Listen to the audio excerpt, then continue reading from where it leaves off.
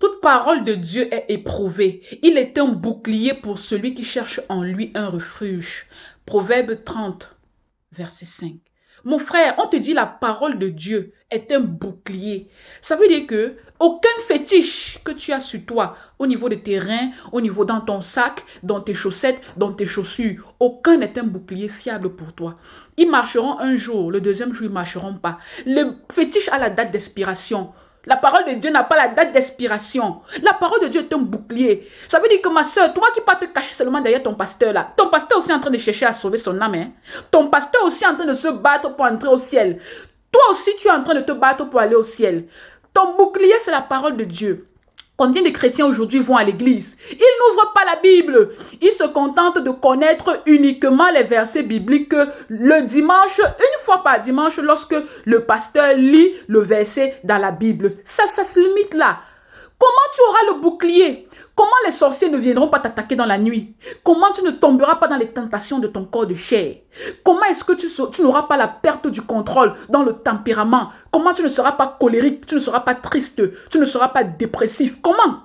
Parce que ton bouclier, tu ne l'as pas. Tu ne peux pas sortir le matin sans ton bouclier. Le bouclier le matin, c'est de lire ta parole de Dieu. Parce que quand tu lis la parole de Dieu le matin, Dieu va te révéler des choses à travers cette parole. Des choses qui vont te guider pour toute la longueur de journée. Dieu, à travers cette parole, va te consoler. Parce que Jésus a dit... Je m'en vais, je ne vous laisse pas seul. Je vous enverrai l'Esprit Saint, le consolateur, qui vous enseignera toutes choses. Si tu n'es pas disposé à recevoir l'enseignement, pourquoi tu vas venir demain te plaindre que Dieu ne t'enseigne pas? Parce que ton enseignement, tu l'auras à travers l'Esprit Saint. Et comment tu l'auras? Dans la disposition de la parole de Dieu. Tu dois lire ta Bible le matin et le soir, au moins 2 fois par jour. Si tu peux lire plus de 2 fois, c'est bon. Si tu ne peux pas, ton bouclier, c'est au moins 2 fois par jour. Est-ce que tu es déjà sorti un jour, tu es allé au travail sans tes chaussures? Est-ce que tu es déjà sorti un jour, tu es allé au supermarché là à côté sans ton téléphone?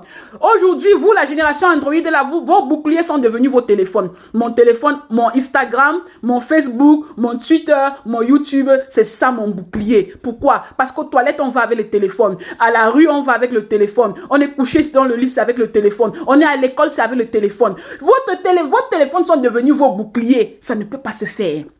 Ta Bible, achète une Bible, lis la parole de Dieu. Plusieurs messages que j'ai pour moi ou pour l'église corps de Christ, le Seigneur me les donne à travers la lecture de la parole de Dieu, à travers le contenu de la Bible.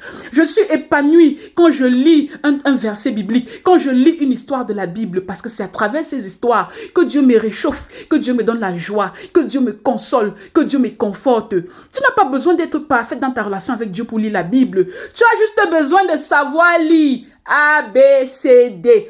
Dès que tu connais ton alphabet, ça y est, tu es garanti pour recevoir la parole de Dieu et pour t'accrocher à ton bouclier. Pour toi là qui ne connais pas lire A, B, C, D, il suffit que tu aies les oreilles pour écouter. Parce qu'aujourd'hui, il y a les Bibles en audio que tu peux télécharger dans ton téléphone et suivre si tu ne peux pas lire.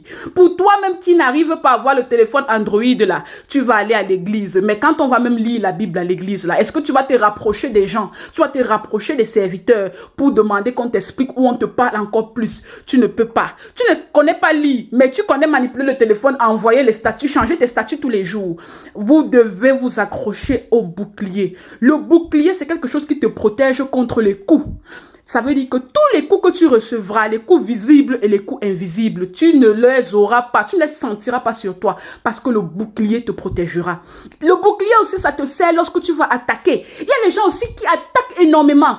Vous allez voir une personne, il est là, il va attaquer un voisin sorcier. Il est là, il n'a pas vraiment Jésus. C'est un chrétien charnel, un chrétien tiède, un chrétien froid. Il n'est pas vraiment en Christ. Mais il se permet d'aller attaquer son voisin sorcier. Et ce voisin sorcier, quand il revient avec le retour dans la nuit, il te détruit ta famille. Parce que tu vas même là-bas, tu n'as pas de bouclier. Tu ne peux pas vivre sur terre. Tu ne peux pas te permettre de respirer. Tu ne peux même pas te permettre de sortir de ta maison le matin si tu n'as pas lu la parole de Dieu. Je vous en supplie. Au début, quand vous commencez, ça ne vous dit rien. Au début, quand on commence les généalogies, les longues, fils de, on commence à te dire non, la Bible là, tenez bon. La persévérance. La persévérance sans laquelle nul ne verra le Seigneur. La persévérance parce que la fin d'une chose vaut mieux que son commencement. Même si vous n'avez pas le goût ou le plaisir ou le désir dans la lecture de la Bible au tout départ. ça va aller. Persévérer, l'Esprit Saint va vous accompagner.